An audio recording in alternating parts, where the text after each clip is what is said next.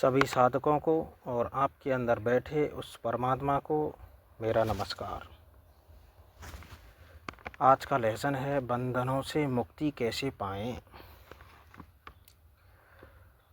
तो श्रीमद् भगवत गीता के अनुसार मनुष्य का सबसे बड़ा बंधन उसके कर्मों से नहीं बल्कि कर्मों के फल की आसक्ति से होता है।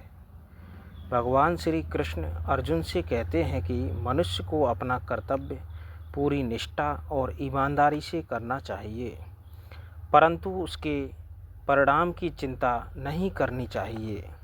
जब हम किसी कार्य को केवल कर्तव्य समझकर करते हैं और उसके बदले में प्रशंसा, लाभ या सफलता की अपेक्षा नहीं रखते, तब हमारा मन धीरे धीरे स्वतंत्र होने लगता है।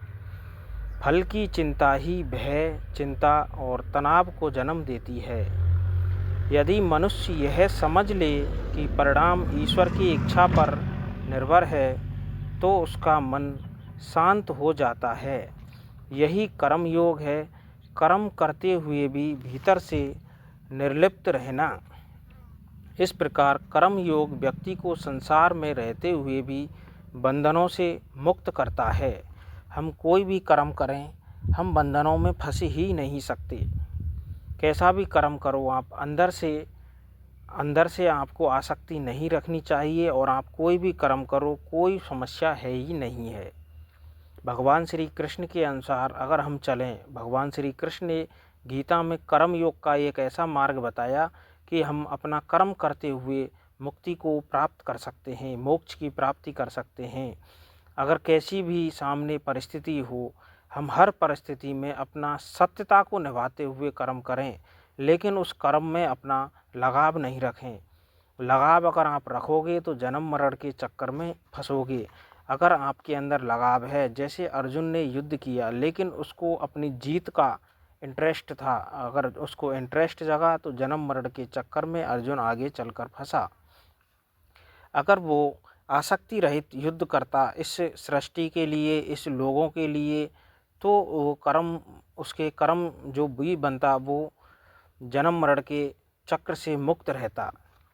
इसी प्रकार भगवत गीता में भगवान श्री कृष्ण कहते हैं, एक ज्ञान योग का भी मार्ग है कि अज्ञान ही बंधन का मूल कारण है। जब मनुष्य स्वयं को केवल शरीर और मन समझता है, तब वह सुख दुख, लाभ हानि और मान अपमान में उलझ जाता है। श्री कृष्ण बताते हैं कि आत्मा ना जन्म लेती है ना मरती है, वह शाश्वत और अविनाशी है। जो व्यक्ति सत्य को जान लेता है वह बाहरी परिस्थितियों से विचलित नहीं होता।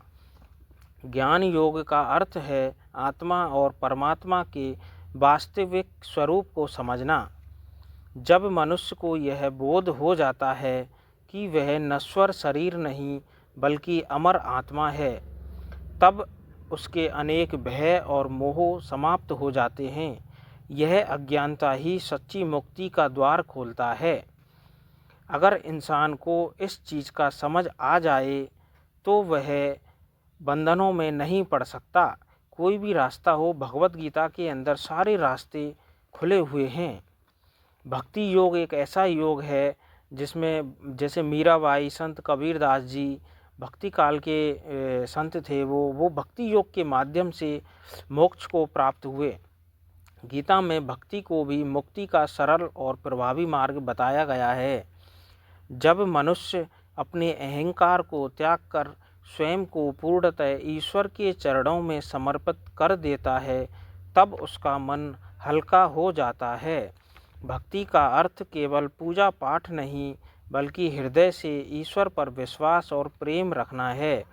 जब व्यक्ति हर परिस्थिति को ईश्वर की इच्छा मानकर स्वीकार करता है, तब उसके भीतर विरोध और संघर्ष कम हो जाता है। समर्पण की भावना से मन में शांति आती है और धीरे धीरे सांसारिक बंधन ढीले पड़ने लगते हैं। भक्ति मन को शुद्ध करती है और उसे उच्च विचारों की ओर ले जाती है।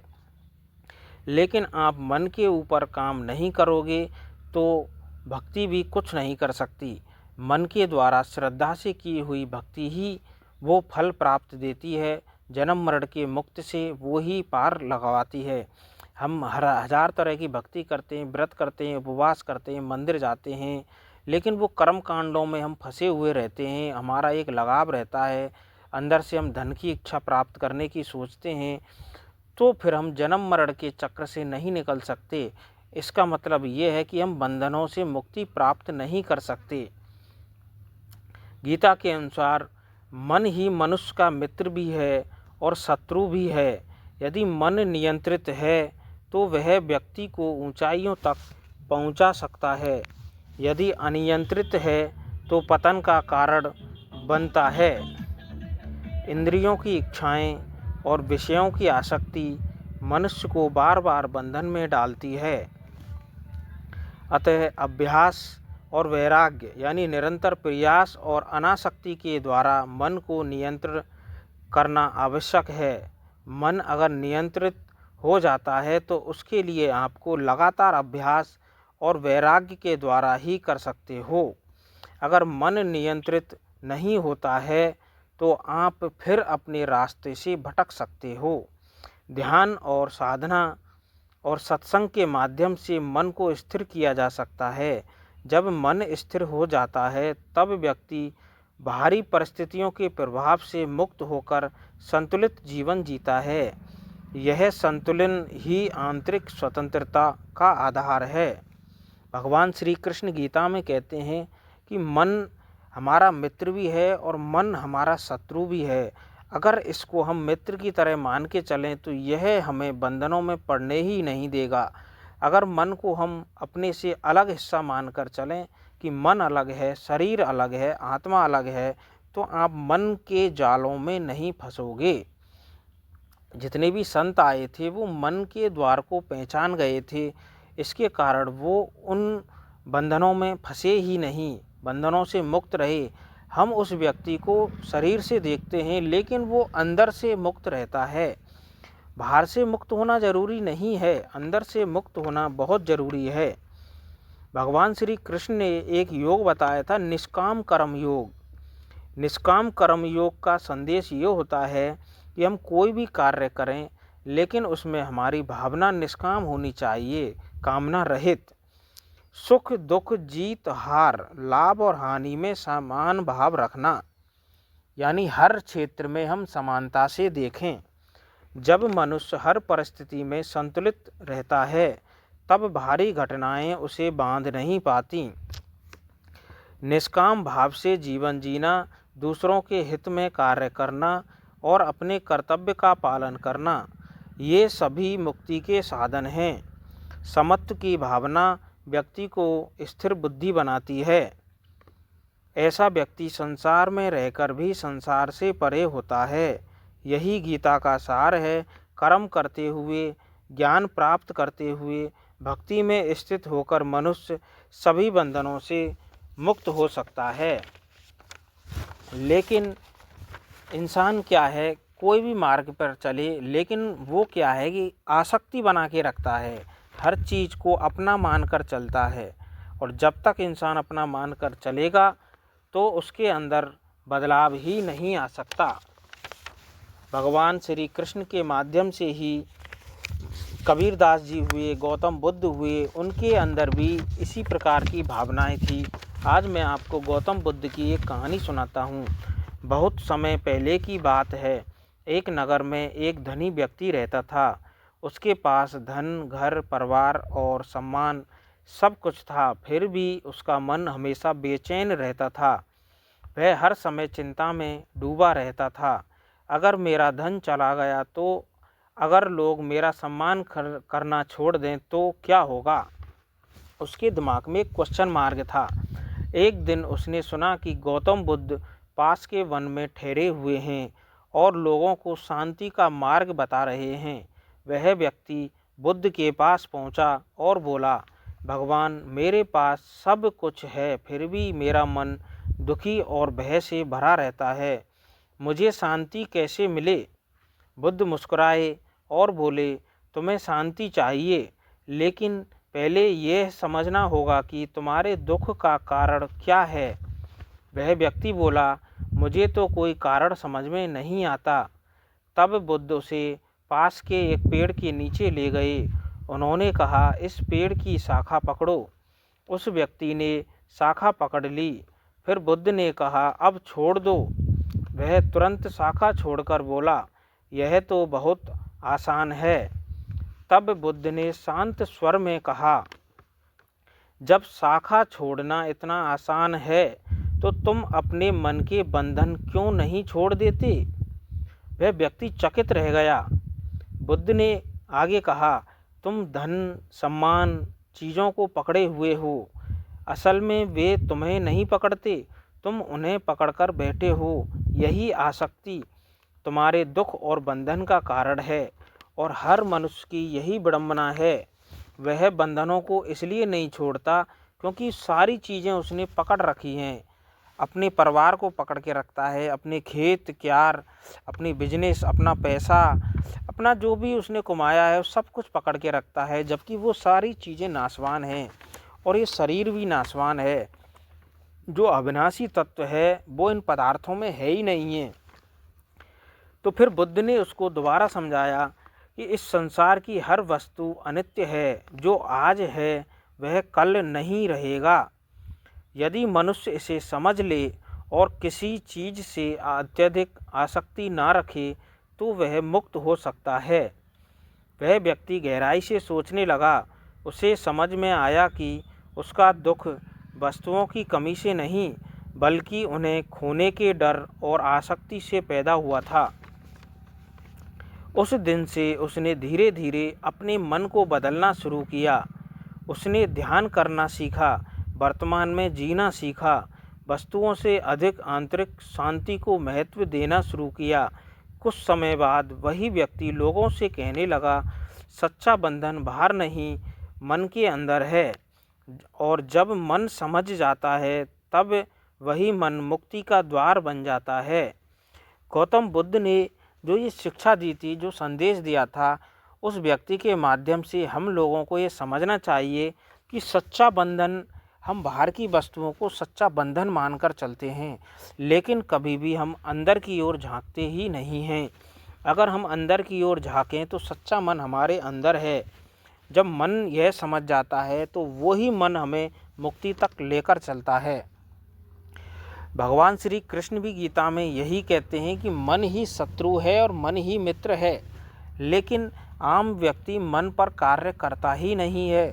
जब हम मन को समझ लेंगे तो हमें मुक्ति आसानी से मिल सकती है और बंधनों में हम पड़ेंगे ही नहीं। गौतम बुद्ध के अनुसार मनुष्य का सबसे बड़ा बंधन तृष्णा और आसक्ति है।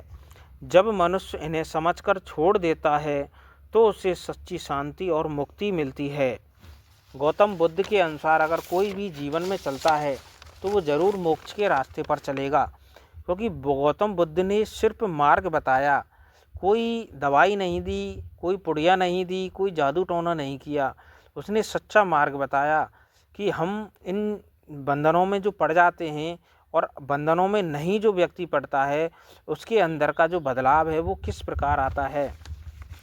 कबीर दास जी अपने दोहों से लोगों को समझाते थे। दोहों से उन्होंने, कबीर दास जी ने लोगों को समझाया कि उनकी वाणी थी एक, माया मरी ना मन मरा, मर मर गए शरीर, आशा तृष्णा ना मरी कह गए दास कबीर। यानी ये बंधनों में इंसान किस प्रकार फंसता है। कबीर दास जी कहते हैं, मनुष्य के जीवन, मृत्यु और माया के रहस्य को स्पष्ट किया है कबीर दास जी ने। वे बताते हैं, केवल शरीर के नष्ट होने से मुक्ति संभव नहीं है। जब तक मन की इच्छाएं और तृष्णाएं जीवित हैं तब तक मनुष्य बंधन में ही रहता है।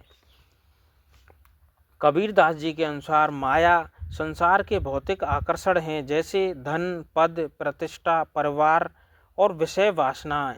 ये सब भौतिक जो चीज़ें आपको दिखाई दे रही हैं ये सब माया है। मनुष्य इन आकर्षणों में उलझकर अपने वास्तविक स्वरूप को भूल जाता है। मन यहाँ इच्छाओं, वासनाओं, चंचल विचारों का प्रतिनिधित्व करता है। जब तक मन में कामना और लालसा बनी रहती है तब तक माया का प्रभाव समाप्त नहीं होता। इसलिए वे कहते हैं, माया मरी न मन मरा, अर्थात ना तो माया समाप्त होती है और ना ही मन की इच्छाएं। मर गए शरीर, कबीरदास जी बताते हैं, शरीर अस्थायी है। शरीर जन्म लेता है और एक दिन नष्ट हो जाता है। इतिहास साक्षी है, असंख्य लोग जन्म लेकर इस संसार से चले गए, परंतु इच्छाओं और वासनाओं का प्रवाह समाप्त नहीं हुआ। इससे यह संकेत मिलता है कि केवल शारीरिक मृत्यु से आत्मा को शांति नहीं मिलती। जब तक मन की तृष्णाएं जीवित हैं, तब तक जन्म मरण का चक्र चलता रहता है। कबीरदास जी के अनुसार आशा और तृष्णा ही दुख और बंधन का मूल कारण है। मनुष्य जितनी अधिक इच्छाएं पालता है, उतना ही वह असंतोष में डूबता जाता है। एक इच्छा पूरी होती है तो दूसरी जन्म ले लेती है। इस प्रकार मन कभी संतुष्ट नहीं होता। यही असंतोष मनुष्य को मानसिक अशांति और आध्यात्मिक पतन की ओर ले जाता है। कबीर का संदेश है, जब तक आशा और तृष्णा समाप्त नहीं होगी, तब तक सच्ची मुक्ति संभव नहीं है। कबीरदास जी आंतरिक परिवर्तन पर बल देते हैं। वे बाहरी आडंबर, कर्मकांड और दिखावे की मुक्ति का साधन नहीं मानते।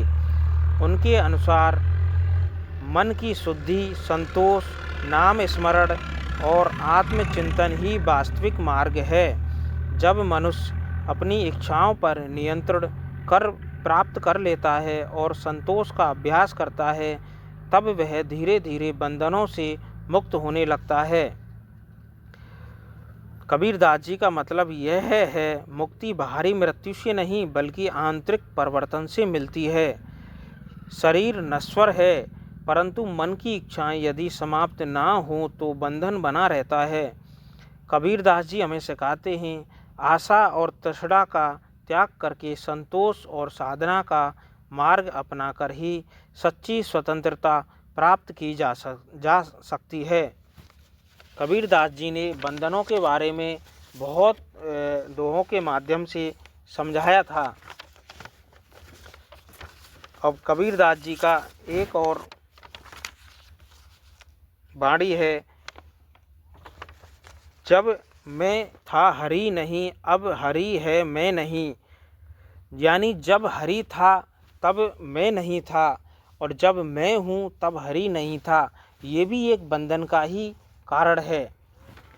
तो आज के लेसन में कबीरदास जी और गौतम बुद्ध और भगवान श्री कृष्ण की गीता के अनुसार आपको बताया गया कि बंधनों से किस प्रकार मुक्ति प्राप्त की जा सकती है। अगर हम इन माध्यमों पर चलें तो हम बंधनों में फंसेंगे ही नहीं, और कैसा भी कर्म करें, हम उन कर्मों को करते हुए इस संसार से परे जा सकते हैं। तो इसी भाव के साथ सभी साधकों को और आपके अंदर बैठे उस परमात्मा को मेरा पुनः नमस्कार।